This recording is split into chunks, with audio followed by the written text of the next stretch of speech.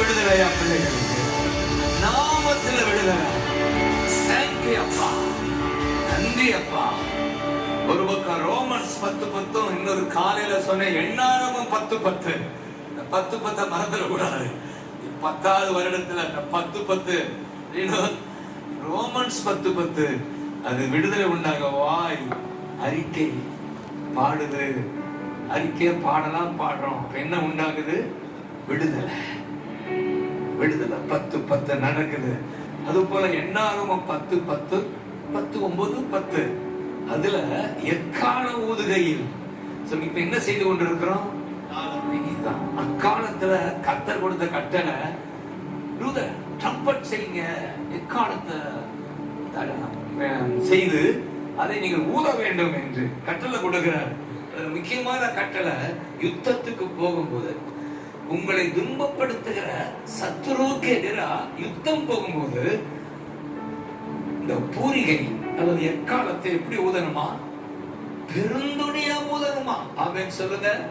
அந்த 10:9 முதல்ல 9:10 ரெண்டுமே சேர்த்து கொள்ளுவான்.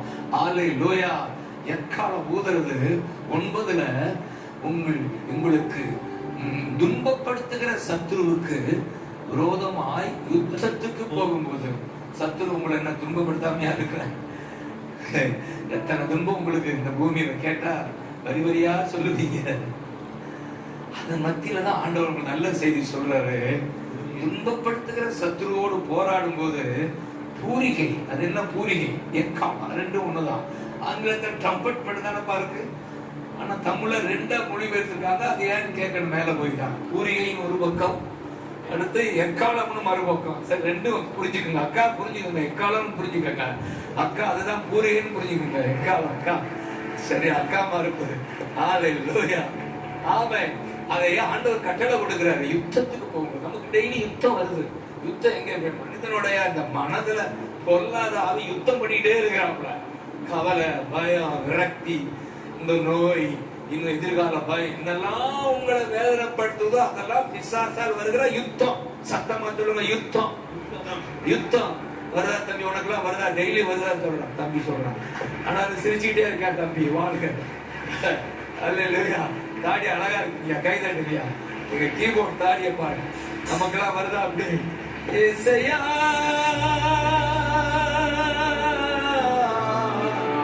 ஏசையா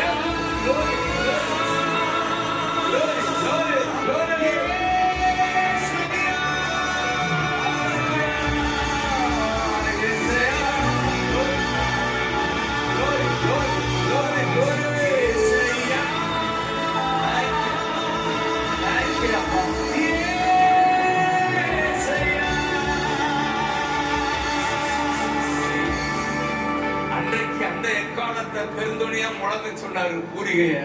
இன்றைக்கு இதுதான் எக்காலம். சொல்லுங்க, உங்க நாவுல வாயில கை வச்சு, இதுதான் எக்காலம். இத பெருந்துணியா ஊதுங்க. அதான் ஊதிட்டு இருக்கிறோம். மேல மேல ஒக்டேவ், மேல ஒக்டேவ் போயிட்டு இருக்கமா? ஏசையா. மேல போறமா? ஏசையா.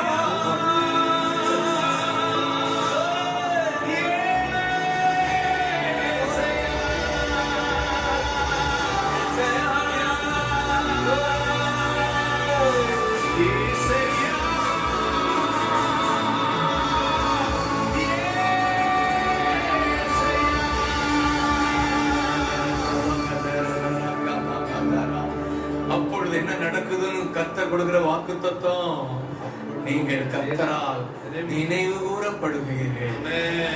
ஹல்லேலூயா. கர்த்தர் உங்களை நினைக்கிறா, அதுவும் மறவாம நினைக்கிறா.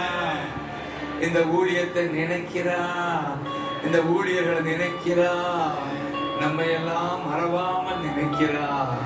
அது மட்டுமல்ல, நம்மை எதிரியின் கையில் இருந்து காப்பாற்றுகிறா. ஹல்லேலூயா. ஆமென். அவர் காப்பாற்றுகிறா. ஹல்லேலூயா. நினைவு கூர்ந்து காப்பாற்றுகிறா.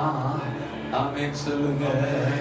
அப்படி அதனாலதான் உங்களை பெருந்துணியா ஊத சொல்லிட்டே இருக்கிறேன். நீங்க பெருந்துணியா சாதாரணமா ஏசையான்னு இல்லாம ஏசையா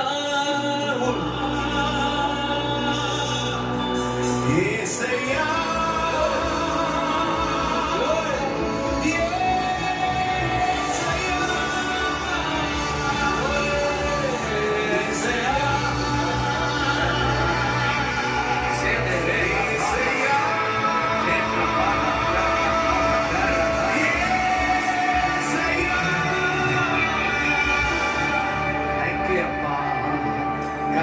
சொன்ன வாக்கு தத்தத்தின்படி கர்த்தர்களை நினைவு கூர்ந்து உங்களை காப்பாற்றுவாராக, ரட்சிப்பாராக, காப்பாற்றுவாராக, வியாதியிலிருந்து காப்பாற்றுவாராக, பலவீனத்திலிருந்து காப்பாற்றுவாராக, அந்த கடன் தொல்லையில் இருந்து காப்பாற்றுவாராக, இந்த நெருக்கடியில் இருந்து காப்பாற்றுவாராக, அந்த புயல் காற்றில் இருந்து காப்பாற்றுவாராக.